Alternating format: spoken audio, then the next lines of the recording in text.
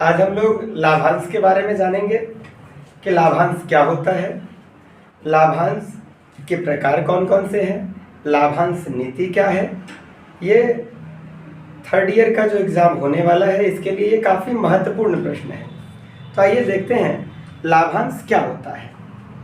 तो लाभांश जैसे कि नाम से ही स्पष्ट हो रहा है कि लाभांश यानी लाभ का अंश।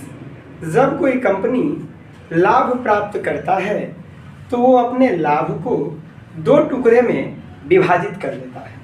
अगर देखेंगे कंपनी के लाभ को यानी प्रॉफिट को, तो वो अपने प्रॉफिट को दो भाग में बांट देता है।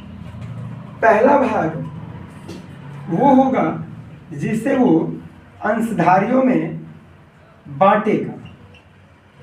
जो हिस्सा अंशधारियों में वो बांटेगा उसे ही हम लोग डिविडेंड यानी लाभांश कहेंगे। और दूसरा वो हिस्सा होगा जिसे वो बांटेगा नहीं, अपने भविष्य की आवश्यकता के लिए रिटेन करेगा, यानी अपने भविष्य की ज़रूरतों को पूरा करने के लिए अपने पास रोक के रखेगा। उसे हम लोग रिटेन अर्निंग या रिटेन प्रॉफिट कहेंगे। यह रिजर्व का भी भाग हो सकता है। तो हमने ये जाना कि लाभांश क्या होता है।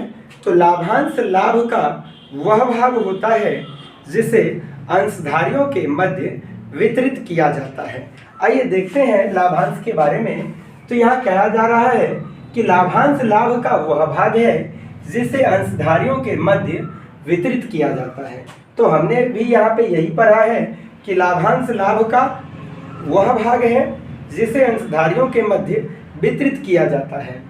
और लाभांश के वितरण के विषय में जो निर्णय लिए जाते हैं वो संचालक मंडल के द्वारा लिए जाते हैं। यानी संचालक मंडल द्वारा लाभांश की मात्रा निर्धारण विभिन्न विश्लेषण के आधार पर किया जाता है। अब आइए देखते हैं हम लोग लाभांश नीति के बारे में। लाभांश नीति क्या होता है? तो लाभांश नीति वह नीति है जिसके भीतर यह निर्धारित किया जाता है कि लाभ का कितना भाग अंशधारियों में वितरित किया जाएगा और कितना भाग भविष्य की आवश्यकता के लिए रोक के रखा जाएगा। यानी हमने जो देखा मोटे तौर पे बात यही है, चाहे लाभांश हो या लाभांश नीति। लाभांश में हमने पढ़ा कि लाभ का वह भाग जिसे अंशधारियों में वितरित किया जाता है, और दूसरा लाभांश नीति हमने उस नीति को कहा है जिस नीति के तहत अंशधारियों को लाभांश के वितरण के विषय में निर्णय लिया जाता है। आइए देखते हैं लाभांश के कितने प्रकार होते हैं। तो देखिए लाभांश के प्रकार निम्नलिखित है। पहला है नकद लाभांश। नकद लाभांश क्या होता है? तो नकद लाभांश वह लाभांश होता है जिसे नकद में भुगतान किया जाता है। दूसरा है स्कंद लाभांश या स्टॉक लाभांश। स्टॉक लाभांश या स्कंद लाभांश वह लाभांश है जिसे स्कंद यानी स्टॉक के माध्यम से वितरित किया जाता है। तीसरा है संपत्ति लाभांश। संपत्ति लाभांश वह लाभांश है जिसे संपत्ति के रूप में वितरित किया जाता है। यानी संपत्ति लाभांश वह लाभांश है जिसे संपत्ति के रूप में अंशधारियों को वितरित किया जाता है। फिर संयुक्त लाभांश। संयुक्त लाभांश वह लाभांश है जिसमें नकद और संपत्ति दोनों ही रूप में वितरित किया जाता है। यानी अंशधारियों को लाभांश देते समय नकद का भी और संपत्ति का भी दोनों का ही प्रयोग किया जाता है। उस लाभांश को हम लोग संयुक्त लाभांश कहते हैं। फिर है वैकल्पिक लाभांश। वैकल्पिक लाभांश वह लाभांश है जिसमें अंशधारियों को यह विकल्प दिया जाता है कि वो नकद में लाभांश लेंगे या संपत्ति के तौर पे। वे जिस रूप में लाभांश लेना पसंद करेंगे उन्हें उस रूप में लाभांश प्रदान किया जाएगा। छठा है ऋण पत्र के रूप में लाभांश। कभी कभी कंपनी के पास लाभांश के रूप में देने के लिए धन नहीं होता है, तो उस परिस्थिति में वे अंशधारियों के नाम पर ऋण पत्र जारी कर देते हैं लाभांश के रूप में। तो ऐसे लाभांश को हम लोग कहते हैं ऋण पत्र के रूप में लाभांश। और छठा है अंतरिम लाभांश। अंतरिम लाभांश क्या होता है? तो वैसे तो लाभांश की घोषणा वर्ष के अंत में होता है, किंतु जब लाभांश वर्ष के मध्य में ही घोषित कर दिया जाए तो उसे हम अंतरिम लाभांश कहते हैं।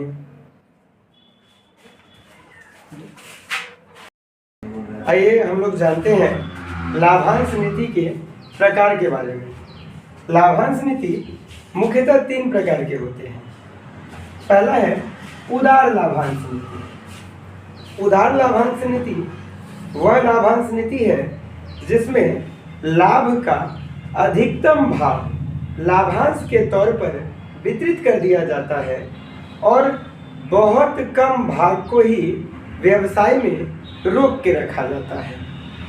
दूसरा है सुदृढ़ लाभांश नीति। सुदृढ़ लाभांश नीति वह लाभांश नीति है जिसमें मध्यम स्तर पर लाभांश का वितरण किया जाता है।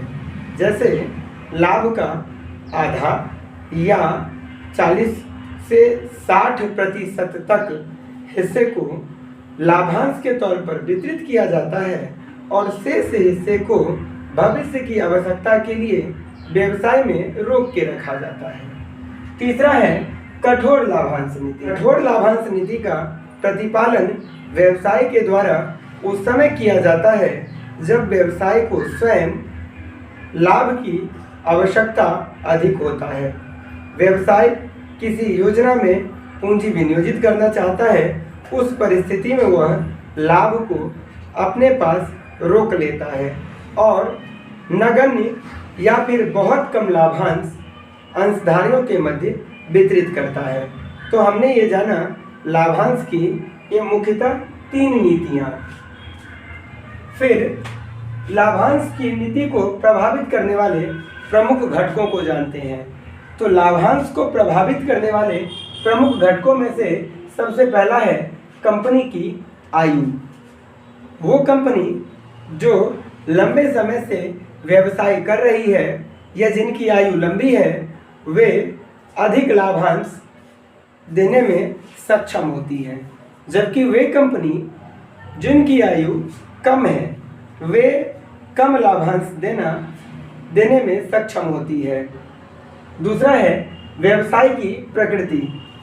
यदि कोई दैनिक प्रयोग में आने वाली वस्तुओं का व्यवसाय करता है, यानी यदि कोई व्यवसाय दैनिक प्रयोग में आने वाली वस्तुओं का व्यवसाय करता है तो वे अधिकतम लाभांश देते हैं, जबकि दूसरी तरफ यदि कोई व्यवसाय मौसमी प्रकृति के वस्तुओं का व्यवसाय करती है तो वे कम लाभांश देना पसंद करती है।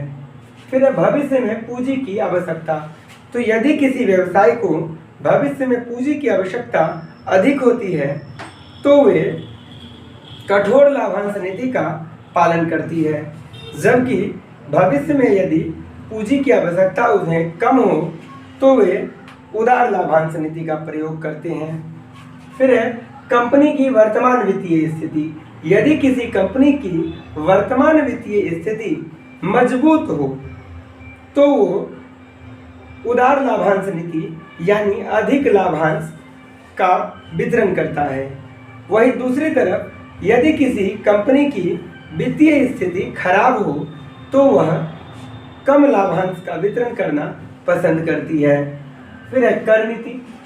सरकार द्वारा कर नीति के माध्यम से लाभांश पर कर लगाया जाता है ताकि एक निश्चित मात्रा से अधिक लाभांश का वितरण करने पर लाभांश कर लगाया जा सके। फिर छठा है व्यवसाय चक्र का प्रभाव। व्यवसाय चक्र का प्रभाव जानने से पहले हमें व्यवसाय चक्र को जानना होगा।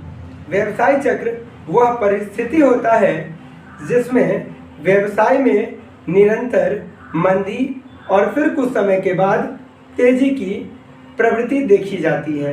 यानी एक व्यवसाय में निरंतर तेजी और मंदी की जो प्रवृत्ति होती है उस प्रवृत्ति को ही हम व्यापार चक्र कहते हैं। तो जब व्यापार चक्र में मंदी रहता है, उस स्थिति में कोई कंपनी कम लाभांश देना पसंद करती है। वहीं दूसरी तरफ यदि बाजार में तेजी हो तो कंपनी के द्वारा अधिक लाभांश देना पसंद किया जाता है। धन्यवाद।